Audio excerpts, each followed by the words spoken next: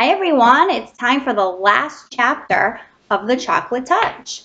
But before we begin, I just wanted to check in. I had left you last time with an activity and I wanted you to think about the theme of the story. Were you able to think of the theme of the story? Remember, theme is the message that the author wants to leave you with. It's kind of like your takeaway that you can apply to your life after you read the story. So did anybody come up with a really big idea that the author was trying to get across to you? Well, I did.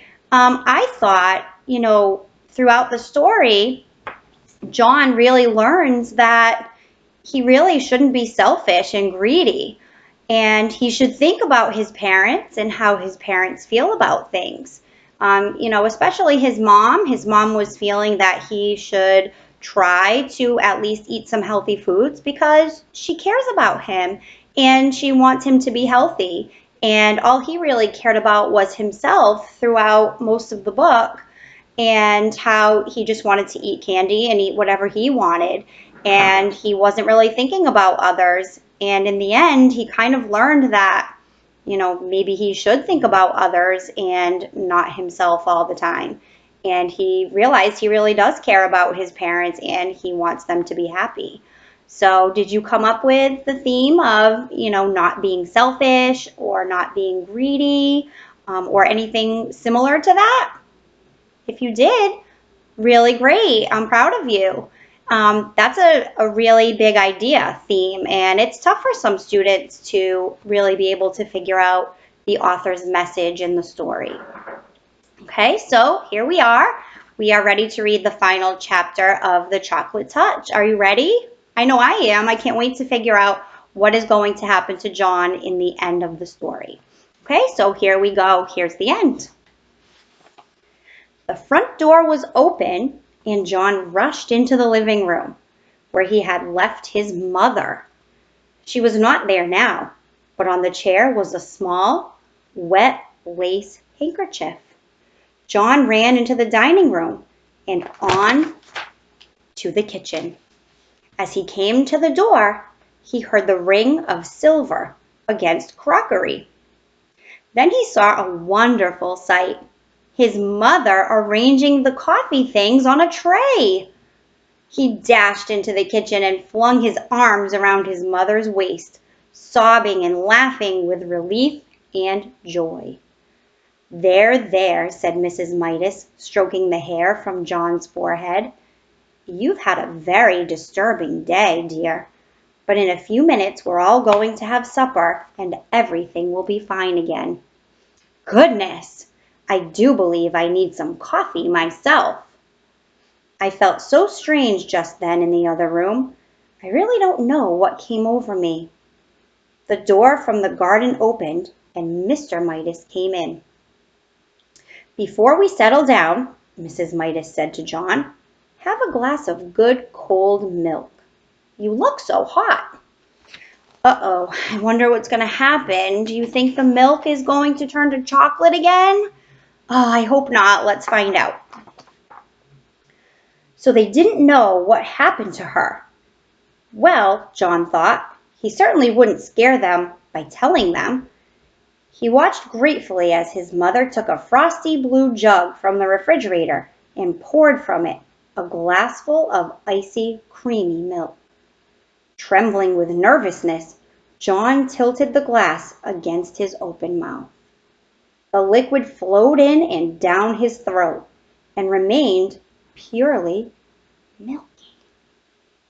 Deliciously milky, tasting of nothing but fresh, clean milk.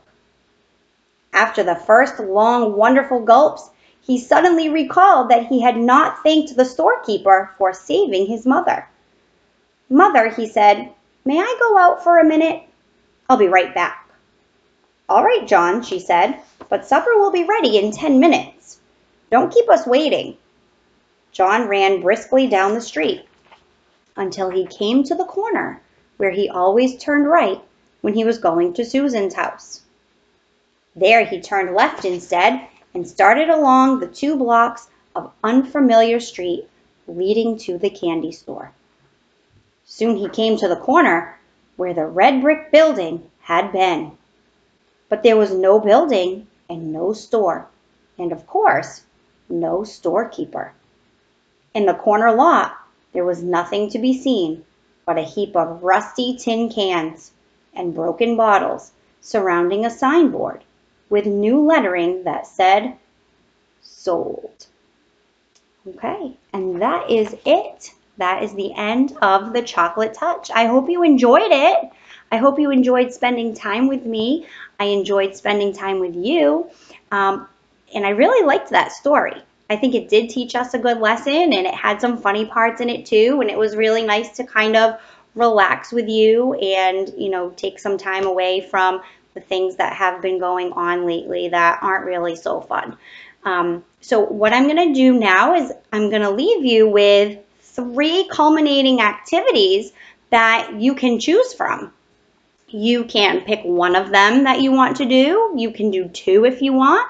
And you really could do all 3 if you'd like. It's totally up to you what you want to do. Maybe there's 1 or 2 that really interest you, but there's one that, you'd rather not do. It's totally up to you.